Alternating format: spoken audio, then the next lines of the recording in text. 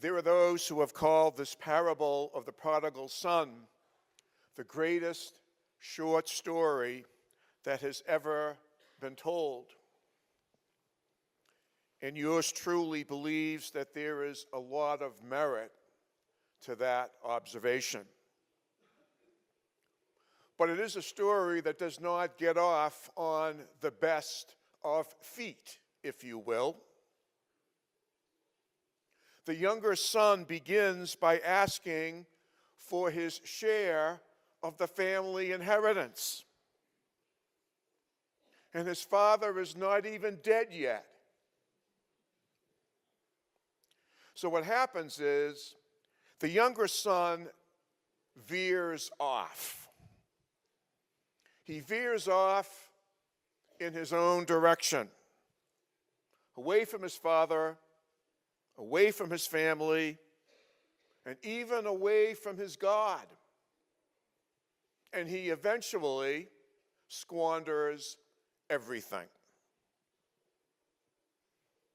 I'm making a long story very, very short, if that's okay with you.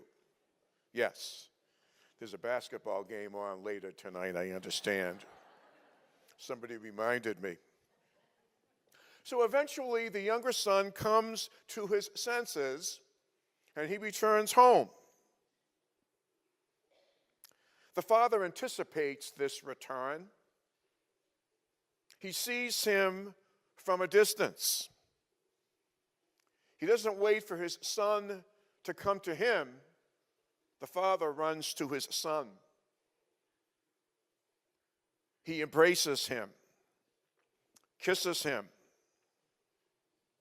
He is restored to a full relationship with him. Is not this what God desires with us? My dear people, we too veer off, do we not? We too have a tendency to stray. But no matter how far I have strayed, no matter how much I have squandered, no matter how much anger, bitterness, or resentment I have caused, no matter how much, it's never too late. It's never too late.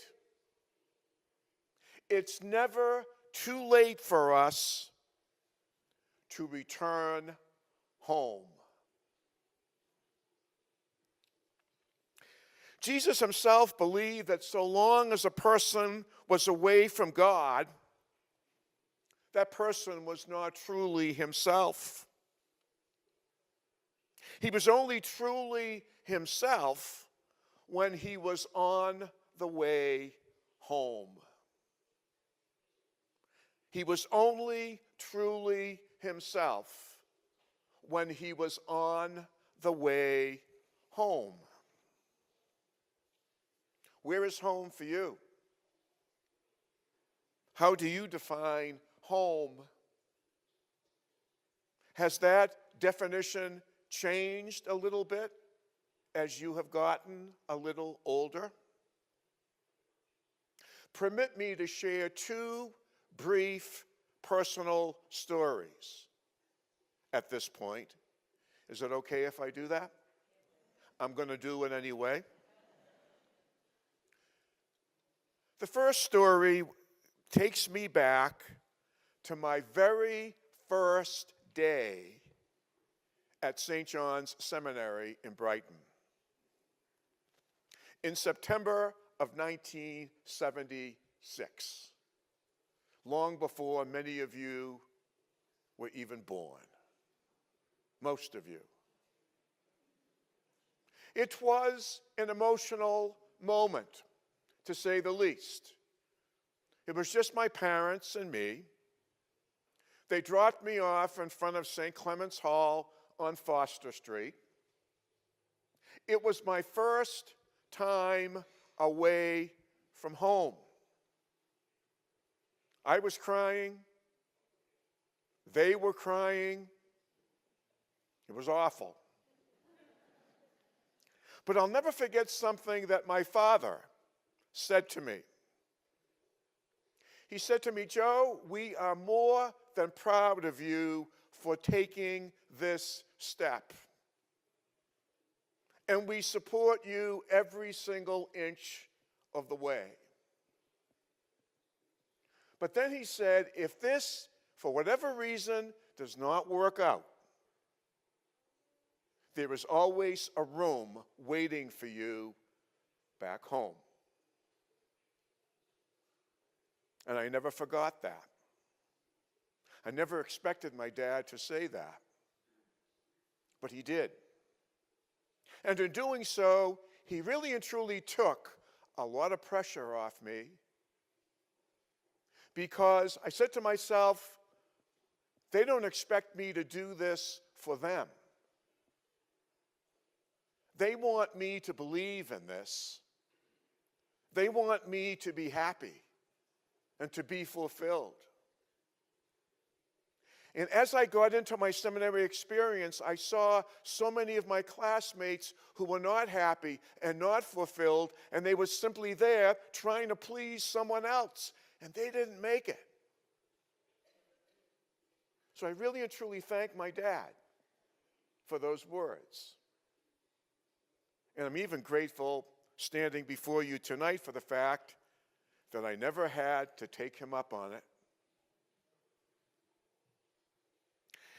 Also, I'll never forget one day, my mother had just died, and my dad became very, very reminiscent after her death. He was constantly talking about his childhood, his service in the military, the Coast Guard. He even showed me some pictures of the ship that he was on that I had never seen before. One day he said, "Let's go for a ride." He said, "You drive."